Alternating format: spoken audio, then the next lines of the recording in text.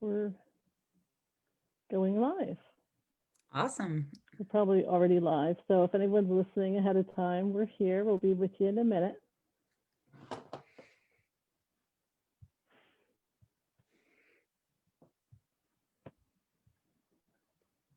Okay. Hello, everybody. My name is Chris Wassel. I'm the Community Engagement Director at FIRST.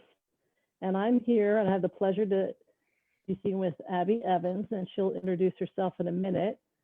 I wanted to welcome you to our First Connects call. We've had several over the years, and Abby specifically is a young graduate of college, and she's starting in her first position, full-time position. And we're going to be having an open conversation. I want everyone to feel free to ask questions in the comments section, and I'd be happy to bring them up to Abby. But for right now, Abby, welcome. Thank you so much for joining us at the First Connects call. Oh, before we get to Abby, I did want to say that Abby's been very involved at FIRST. She was a late bloomer at 14 coming to FIRST, but she is a wonderful person to work with. She's been on committees with us. She's gone to DC to advocate for you all and for herself. She's been to the conferences and patient support forums. She's just a wonderful addition, and we're so excited as she begins her career. So, Abby, with that, I'd like you to take it away and introduce yourself. Sure thing. So thank you, Chris, for the introduction. So my name is Abby Evans, and some of you may know my dad. I feel like I have to introduce him along with me. He's currently the co-chair on the board of directors, and I must say that it was my influence that he be so involved in FIRST. So that's super exciting that we've kind of gotten more involved in FIRST together and work together to advocate for people affected with ichthyosis. So I am a recent graduate. I graduated this past May from Elizabethtown College, which is kind of near like Harrisburg, Lancaster, Pennsylvania. And I recently started a position as an AmeriCorps member. So if you don't know what AmeriCorps is, it's kind of like the Peace Corps, but it's only in the US. And so I'm serving my community with a nonprofit in Lancaster that helps individuals get access to affordable housing. So that's been a super exciting journey, and definitely have a lot of experiences of how ichthyosis has affected me graduating and getting my first job. And Chris, do you just want me to jump into kind of what that's been like living with ichthyosis and graduation? Yes. Okay, Start awesome. wherever you want. Okay, so it kind of all starts with senior year. So fall of my senior year, I had a full-time internship. So it was Monday through Friday, 9 to 5, and it was at the state capitol in Pennsylvania. So I was working as a research analyst there. And at this internship, ichthyosis really did not come into play at all. I did not tell anyone. No one asked. It just never came up. The office was very cold, so cold that we had to wear jackets at our cubicles because we would all freeze. So nothing ever really came up with that. And they also, which I didn't think about at the time, but I know now, they cleaned the office on a daily, nightly basis. So they would vacuum nightly, and they would clean all the bathrooms nightly. So nothing ever came up. I never even really thought about it, the fact that I had this skin condition, which was great. And of course, it was kind of in the back of my mind as a passion project for my work, because I was advocating at the time for people with different health conditions by working at the Capitol and working on the health committee. But in my day-to-day work, it never really came up. But then flash forward to graduating college, I of course applied to a bunch of jobs like most recent graduates do. And that was definitely a stressful process, not because of ichthyosis at all, just because applying to jobs is definitely stressful. And I ended up stumbling upon an AmeriCorps position with a nonprofit that I had previously volunteered for. And my parents and my current roommate actually encouraged me to apply for it, and I ended up getting the position. So the position was an office position, so I didn't think anything of it about anything. I really just didn't consider how ichthyosis would affect me working in this position, that because I had this past experience where it didn't affect it. So yeah, I really just didn't consider it. And then I heard the week before I started that because of the coronavirus pandemic, we were going to have our orientation outside in August in Pennsylvania, where it's like 95 degrees. And I was like, oh no. And I just kind of avoid the heat. That's the way that I cope. I have just kind of always avoided just going outside. I just like, I'll like go outside and do things, but then I'll come in and get an ice pack and I'll just be like, okay with feeling uncomfortable for like an hour. But I was like, this is obviously not going to work. So luckily at the time, a lot of publicity was going out about these certain cooling vests that First was giving away. So I actually really quickly bought 2 cooling vests and I alternated between the cooling vests at orientation. And the reason why I had never owned a cooling vest, well, my mom always says that she would never have bought me a cooling vest when I was like 5 because she was like, oh, well, like you like were kind of a difficult child and you just wouldn't like, you're very picky about what you would wear. But I actually didn't like ever see anyone else wearing cooling vests because I didn't become involved in First until I was about 14. So I never had any peers my age who wore cooling vests or anything. It was just kind of like more of a honestly like concept to me that like I had never been exposed to because I had never had any friends growing up or going to a conference and seeing people wear them. That just wasn't something that I like knew about, but I hopped on the cooling vest bandwagon and I got myself 2 cooling vests and switched through like put one in the freezer at work and then I would wear the other and vice versa all throughout orientation. And then I actually ended up doing a day of construction during orientation in like the 90-degree heat and with no fridge for my cooling vest. So that was consisted of a day of getting up, getting a cooler, because of course I live on my own now. I don't have access to my parents' basement of glorious things. So I had to go scavenge for a cooler, get ice from the gas station on my way to work that day, and then get all my cooling vest accoutrements in. So I definitely made it through and everything was good. But I was definitely not expecting that as part of my orientation for my office job. And it really took me by surprise and definitely was a hurdle I had to cross. And orientation was great overall. I called my mom on the first day and I was like, Mom, I overheated once today, but I still like my job. So that means it was a good day. So yeah, so that was orientation. And then I kind of thought that it would be over from there. Like everyone at my work was they knew because I was wearing these cooling vests and like getting ice all the time and getting water all the time. So they were aware of my skin condition. And it was just very different to have coworkers that were aware of your skin condition, whereas before I hadn't experienced that.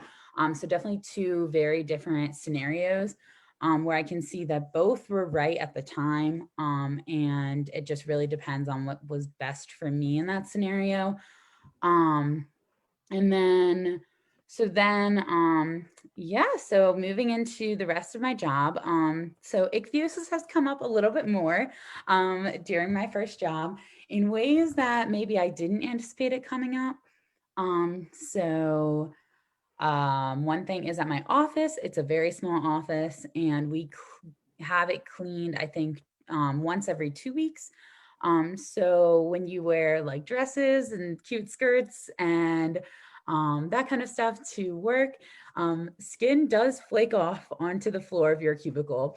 And then after about a week, I realized that I looked down and I was like, oh, there's a lot of skin on the floor and I need to figure out something to do about that.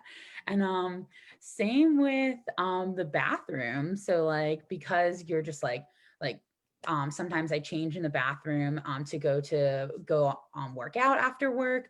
I kind of just realized I was like, uh-oh, like this doesn't get clean nightly and I'm gonna have to take it into my own hands and do something myself. So luckily our office does have like a broom and we have a lot of vacuums. I don't know why we have so many vacuums, but we have a lot.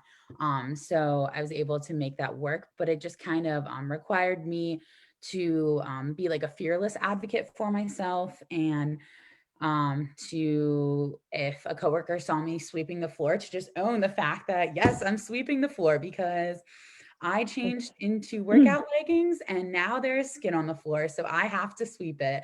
And yeah, Well, so it that's seems just, like that you have to be very flexible, I guess.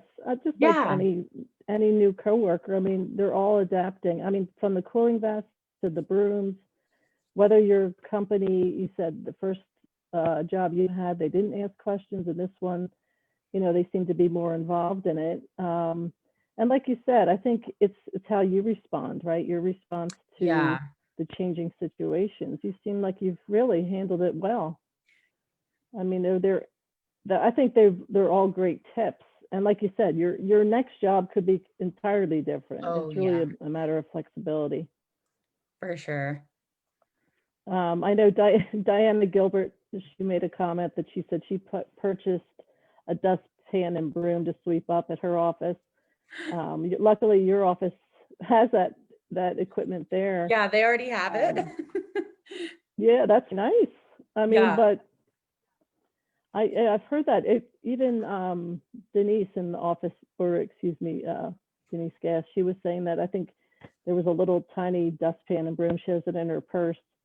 There's all different kinds of tips that people have. yeah, But definitely. it sounds like you have a great attitude and you're owning it and moving forward. I have no doubt you'll be quite successful there. Thank you. Yeah. Um, Um, oh, sorry, Chris, were you going to say something? so oh no, I was just going to say, so your training, the orientation was all outside, or I guess you're back inside now, right? Hmm. Yeah. Is there any problems with the heat or the air conditioning inside? So luckily our office is like we can control it. And currently there's only three of us working in the office, so it's a pretty collective decision. But I actually, the office gets so cold that I keep a little heating pad at my desk and I like put it on my I lap. did the same thing myself. Um, I used the same thing. That's great. yeah, so luckily our office is not because I would much rather sit with a heating pad on my lap and be like keeping warm than having to worry about overheating and trading out ice packs back and forth, and like Hmm. trading cooling vests back and forth. So I definitely am grateful for the coolness in the office. but but yeah. Well, that's good. I wonder if now, as the heat, turns on, will that be a different issue? Yeah. That you'll get too hot or too dry. Yeah, I am honestly, I was gonna say I'm not sure. But I know that we can adjust it. So I don't have as many concerns. And also my I'm just really lucky in that my coworkers are extremely supportive. We actually there was an instance where because our nonprofit that I work at, um, we serve the community. The community is more than welcome to walk in at any moment and inquire about resources, inquire about questions.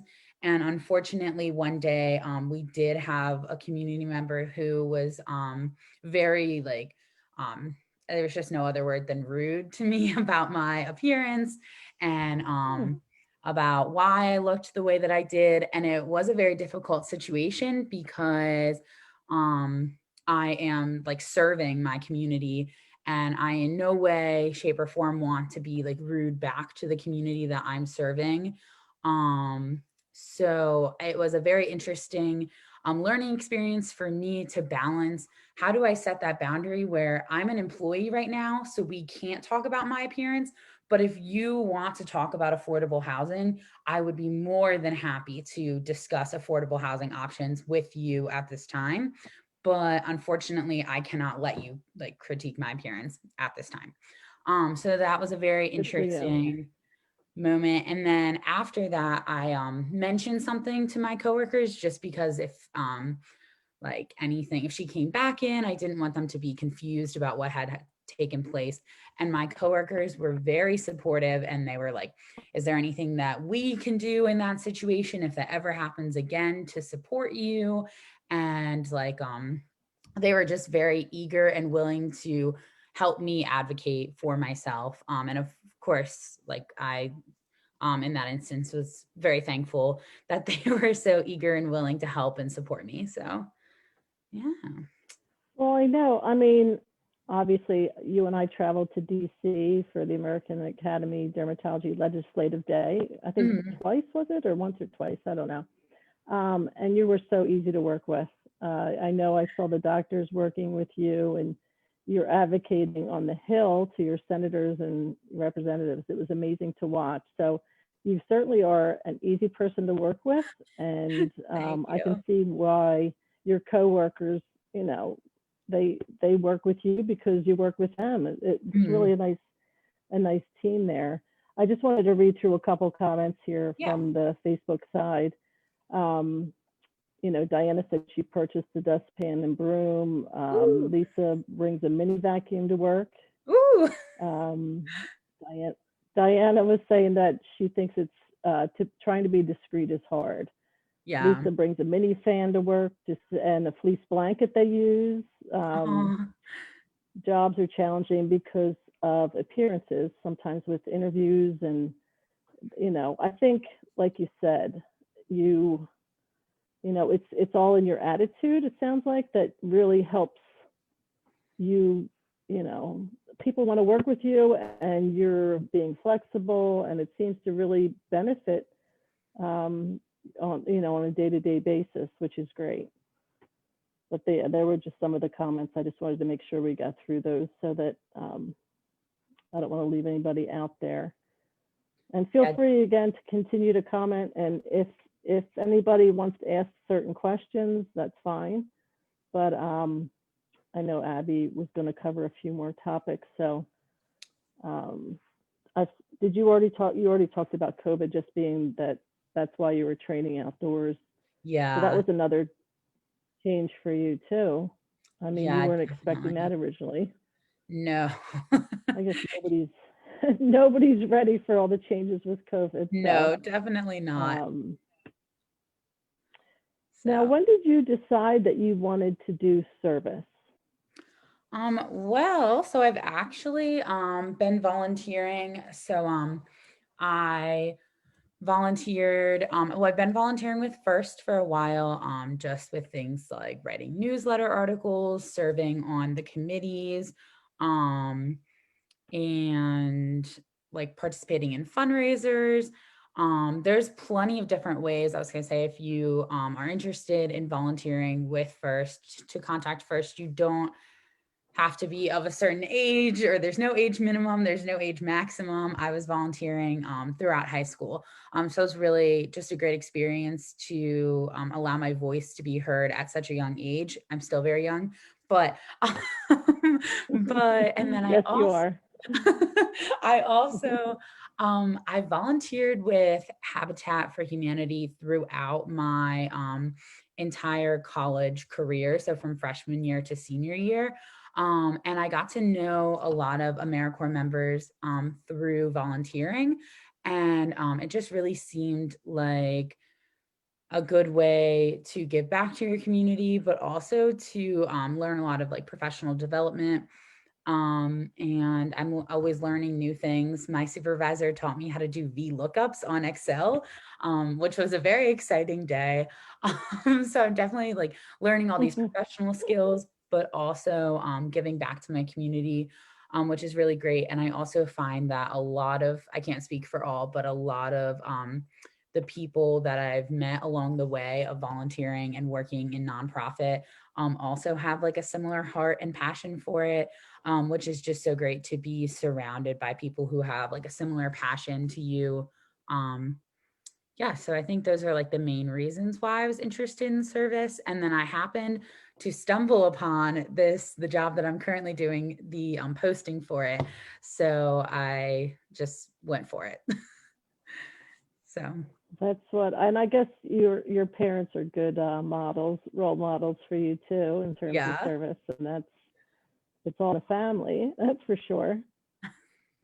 yeah, definitely. Um, Now, as you move on, I mean, not move on, you just started your job, but I mean, for future, is there a certain avenue you want to follow, or you're just letting it come to you at this point?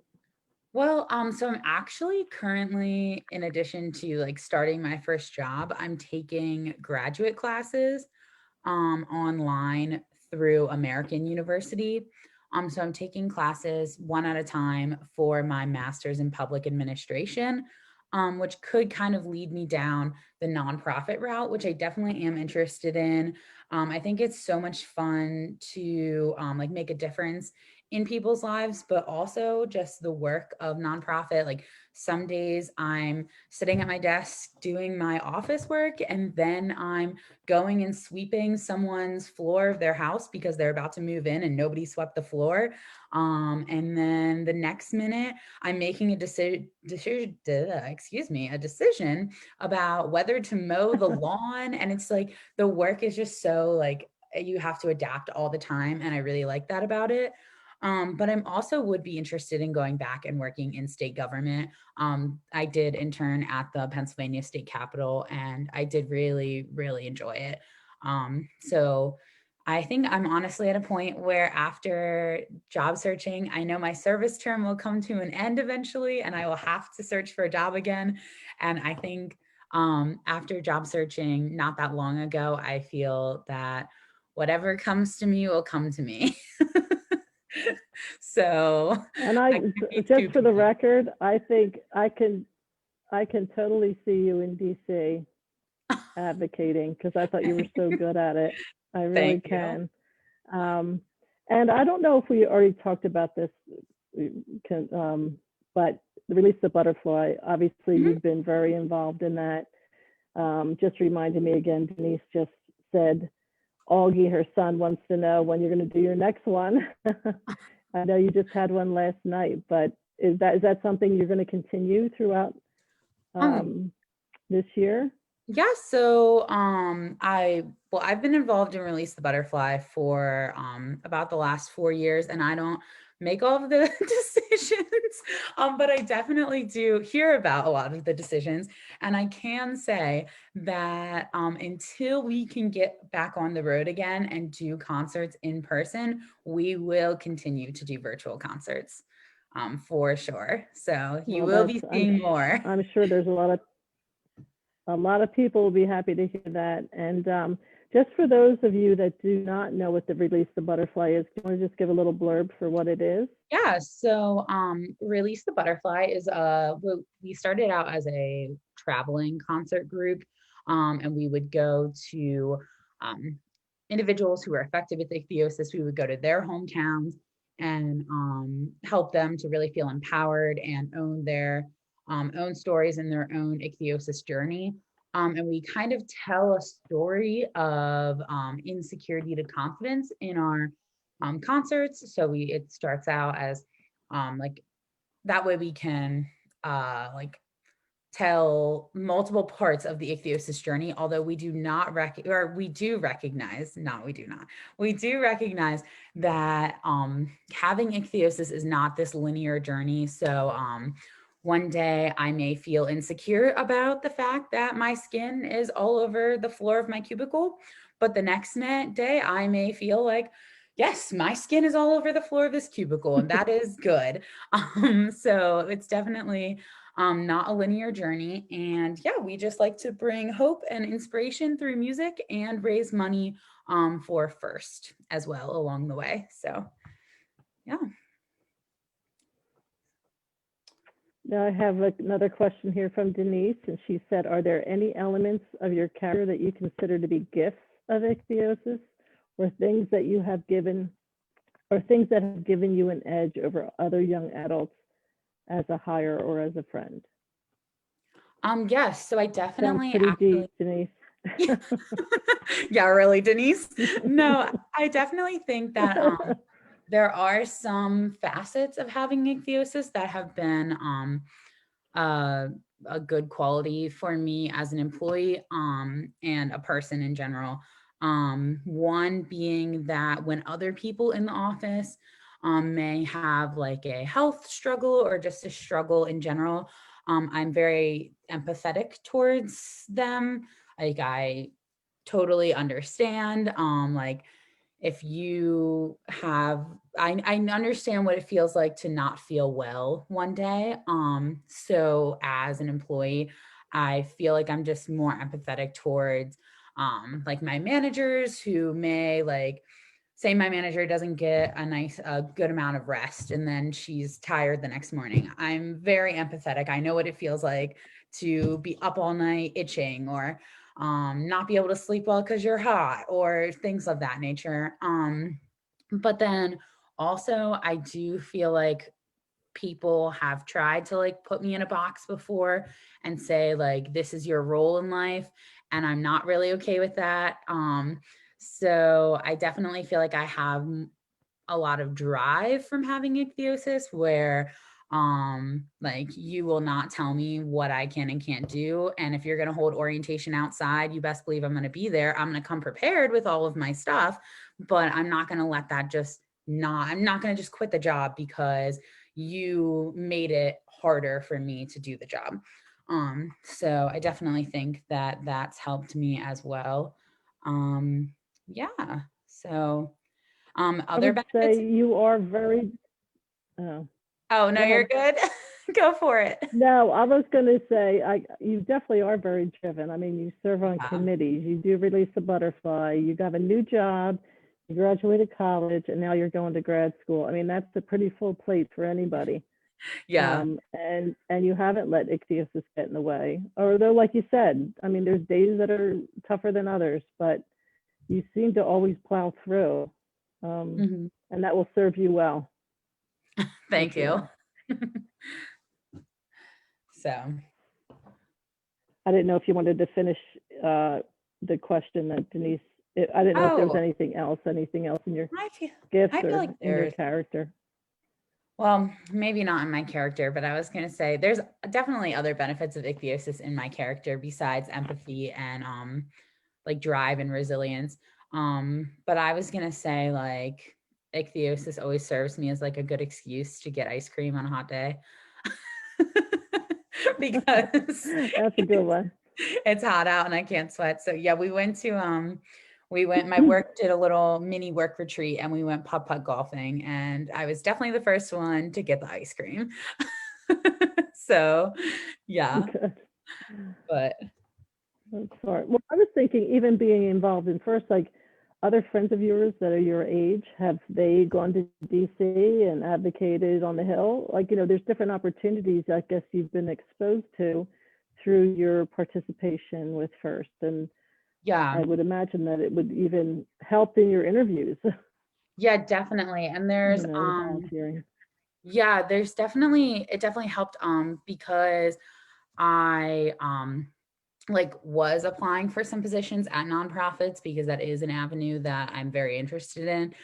And it helped to be able to say like I've been volunteering and committed to a nonprofit since I was like 14. That definitely helped. And then also just taking advantage of all of these advocacy situations and exemplifying really on your resume that like you can advocate for yourself. So therefore, you should be able to transfer that to the community that you serve and advocate for them as well. And then I actually think, now that I'm thinking about it, that I said something about it in my interview, because they asked me why, like, advocacy or serving my community or something along that line was so important to me. And I think I said something about how my mom really instilled the value of me advocating for myself because I have this rare skin condition from such a young age, that I'm not going to let other people be taken advantage of either, because I've learned how to advocate for myself. So now I want to kind of spread that and pay that forward. So. That's a really nice quality that she instilled in you. I mean, way to go, Rain. That's yeah, that'll carry you for one for Rain. That's a big one. That's a big one, because, and I think that's really interesting, the parallel between advocating for yourself and now you're doing it for others. I mean, you're obviously good at it. So thank you. That's interesting. Yeah, that's very interesting. Try to go through the notes that you had sent me. If there's, you said something about drawing boundaries as an employee. Oh, yes. I did talk about that, which, that, just to hammer that home, was a very interesting experience for me, because I guess I was lucky in the fact that that had never happened to me before. And I had never had to wear my I'm an employee hat, but also my you're not allowed to speak to me like that, and we need to draw a boundary because that's not okay hat. So that was just very interesting, where it was like, I'm a representation of my nonprofit, but I also have to stand up for myself and can't just falter because I'm an employee right now. So. Right. That's interesting. Yeah. Is there anything, when you came to the conferences or the patient support forums, those one-day meetings, that you could recommend them to others that are listening that maybe have never attended? Yeah. So actually, building off of what I just spoke about, where I had that negative interaction with a community member, actually, I was very, very upset that night. And I was on the phone with my mom, and my mom said, "Why don't you call blank? Why don't you call blank?" And she was just throwing out friends that I had made throughout going to the conference.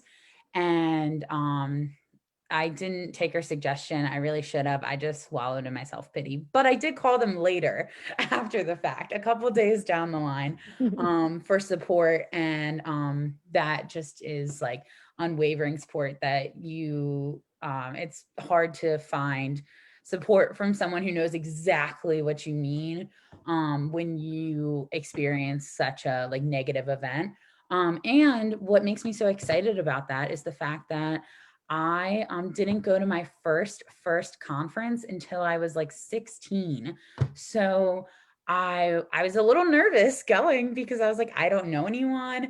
You know, they like, people talk about, oh, we've known each other since we were in diapers at first conferences. And yeah, there are a lot of people who have known each other forever, and that's such a sweet story to hear. But I like jumped right in at 16, and I like made my first friend at the conference who also hadn't been there before, or since she was very little at least. And like we then made other friends, and it was just so easy to make connections with people, even though I was a lot older, and it was my first conference at the time. So, and those connections I still have now. So I have a couple more questions here too. Lisa was asking, do you start out explaining your skin issue? I think with the two different jobs, you had two different experiences, but it was totally up to you if and when you decided you wanted to talk about it, right? Yeah, so the first job, I just said nothing the whole time, which I don't know if that was the best thing to do. I'm not really sure. I'm not an expert here on every situation. But the second job, because we were orienting outside and I came with like a cooler bag over my shoulder and all my ice packs in it, I immediately walked in and I was like, hey, great to meet you on my first day. Where's the freezer? And then I put all my stuff in the freezer, and then I like circled back and was like, okay, it's great to meet you. Now we can talk about things that aren't my skin condition. And I think it's always something where I try not to bring it up right away, because I just really want people to like see me for who I am. But I do think that there are times where you have to bring it up right away, where like I need a freezer, so I need to bring it up. But I definitely think, like, depending on the situation, it can be so Right. appropriate to bring it up right away or to wait a little while and bring it up later on. So, Okay. I know we have Tina's here, and she's one of our international members, and she has a much difficult time in her country. A lot of discrimination, a lot of, it's very sad. And Tina, she was saying, let me see, when I just scrolled past it. She said, I had to let go because I couldn't stand being discriminated because of my appearance. I don't know if you have any advice for her, because it is different in different countries. We've heard that many times. yeah. I guess Well, it's we're lucky. also Yeah. so hard because it's your, like, is she referring to her job, do you think? Yeah. Well, her job, even where she lives, she's been discriminated against. Yeah. And it's so So hard. it is very difficult. Yeah. And it's like when where you live, like, it's supposed to be your safe place, it may not be. And your job is your livelihood. It's so hard to make that decision that like you need to leave.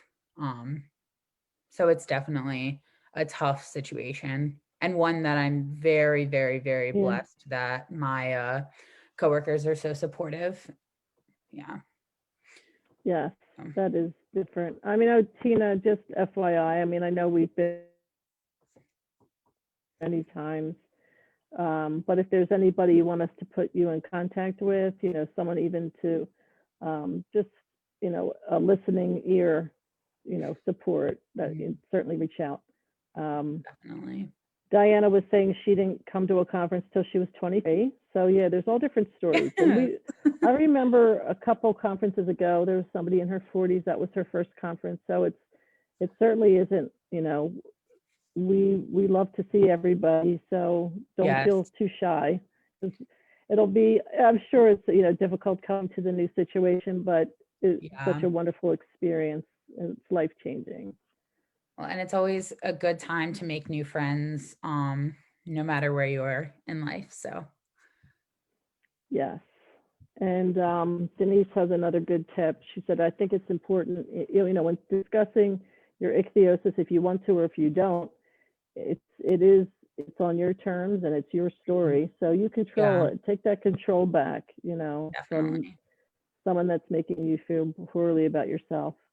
And I think that it's totally appropriate that if a coworker poses a question to you, that you, even if you don't feel like you have the right to, you have the full right to say, like, I'm not comfortable answering that or whatnot. You don't have to share your story with your coworker if you don't want to.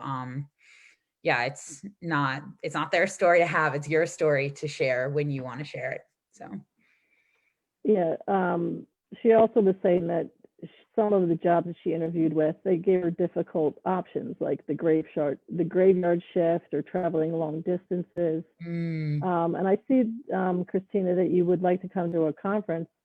I know the one that's coming up in June, we've had scholarships available. So make sure you keep in touch with First, and you can apply for something like that. Because we'd love to see you. We'd love to meet you in person. Definitely. And I'm going back to my notes again. I think we covered almost everything that we originally discussed. But the next First Connect call is going to be Rachel C. She's she's a parent, she's an affected adult. She's on 12/7, she's going to be speaking about what to expect in the workplace, discrimination and labor issues. So Christina, that's definitely something that you'd be interested in for sure. And I'm sure many of our members would be. So just put that on your calendar, December 7th.